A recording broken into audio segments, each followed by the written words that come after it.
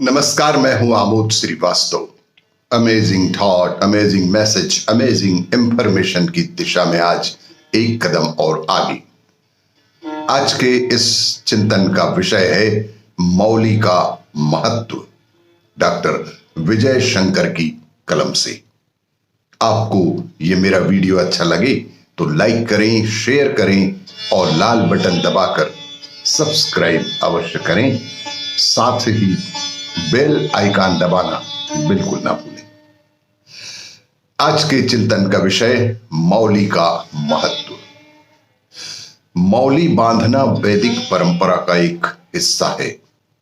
यज्ञ के दौरान इसे बांधे जाने की बेहद पुरानी परंपरा तो हम देख ही रहे हैं, लेकिन इसको संकल्प सूत्र के साथ ही रक्षा सूत्र के रूप में तब से बांधा जाने लगा जब से असुरों के दानवीर राजा बलि की अमरता के लिए भगवान वामन ने उनकी कलाई पर एक रक्षा सूत्र बांधा था। इसे रक्षा बंधन का भी प्रतीक माना जाता है। जबकि देवी लक्ष्मी ने राजा बलि के हाथों में अपने पति की रक्षा के लिए यह बंधन बांधा था। मौली को हर हिंदू बांधता है। इसे मूलतः रक्षा सूत्र ही कहा जाता है। शाब्दिक अर्थों में मौली का क्या मतलब होता है?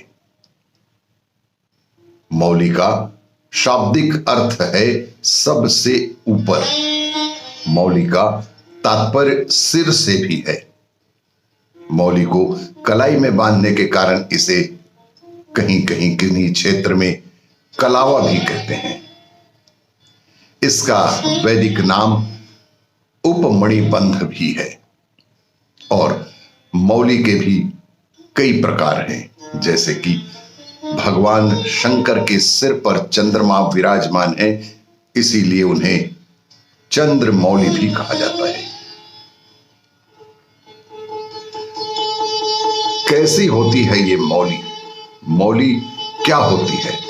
मौली कैसे बनाई जाती है?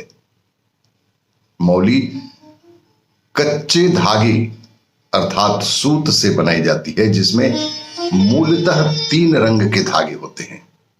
कच्चे धागे सूत से बना हुआ इस मौली में मूलतः 3 रंग के ही धागे होते हैं, जो कि लाल, पीला और हरा होता है।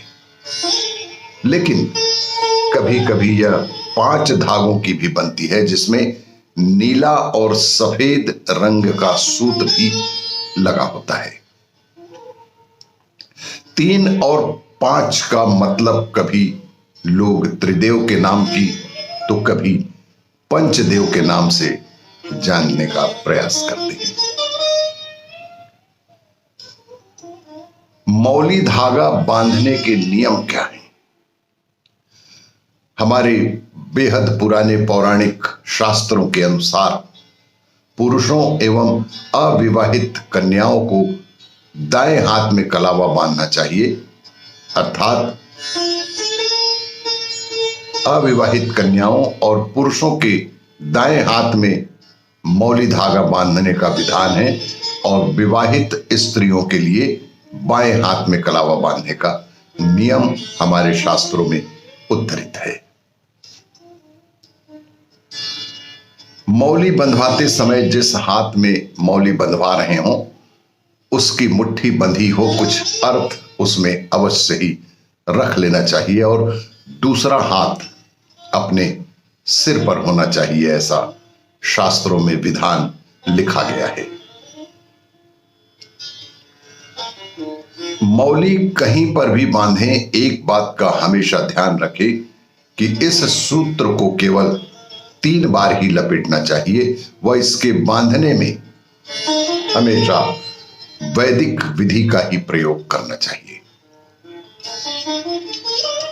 प्रश्न यह है कि क्यों बांधते हैं मौली? ये कलावा, ये मौली क्यों बांधा जाता है? इसका सीधा सा संबंध है। मौली को धार्मिक आस्था का प्रतीक माना जाता है। बेहद पुराने समय से इस मौली को धार्मिक आस्था के रूप में एक प्रतीकात्मक रक्षा सूत्र के आधार पर बांधा जाता है और किसी अच्छे कार्य की शुरुआत में संकल्प के लिए भी मौली धागा बांधने का विधान है। किसी देवी या देवता के मंदिर में मन्नत के लिए भी कई लोग मौली धागा बांधते हैं।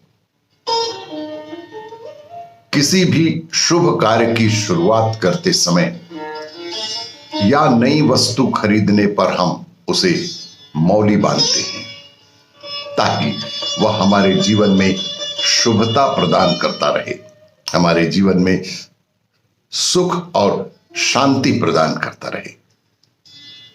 हिंदू धर्म में प्रत्येक धार्मिक कर्म यानी पूजा पाठ, उद्घाटन, यज्ञ, हवन, संस्कार आदि के पूर्व पुरोहितों महाराज के द्वारा यजमान के हाथ में मौली धागा बांधने का एक प्रथा सी चली आ रही है।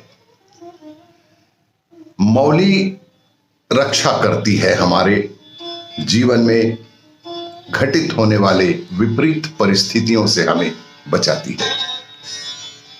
हाथ में बांधे जाने का लाभ शरीर की संरचना का प्रमुख नियंत्रण हाथ की कलाई में होता है। शारीरिक विज्ञान के आधार पर हमारे शरीर की रचना का प्रमुख नियंत्रण हाथ की कलाई में होता है, अतः यहां मौली बांधने से व्यक्ति स्वस्थ रहता है, उसकी ऊर्जा का ज्यादा क्षय नहीं होता। शरीर विज्ञान के अनुसार शरीर के कई प्रमुख अंगों तक पहुंचाने वाली नसें कलाई से होकर ही गुजरती हैं। इसका सबसे बड़ा मनोवैज्ञानिक लाभ होता है कि मौली बांधने से उसके पवित्र और शक्तिशाली बंधन होने का एहसास हमें सतत होता रहता है और इससे मन में शांति और पवित्रता बनी रहती है। व्यक्ति के मन और मस्तिष्क में बुरे विचार नहीं आते और वह गलत रास्तों पर नहीं भटकता। और यह मौली धागा कई मौकों पर हमें गलत कार्य करने से भी बचा लेता है और यही मौली धागा बांधने का मुख्य उद्देश्य भी है। आपको ये मेरा वीडियो अच्छा लगे तो लाइक करें, शेयर करें और सब्सक्राइब अवश्य करें। धन्यवाद।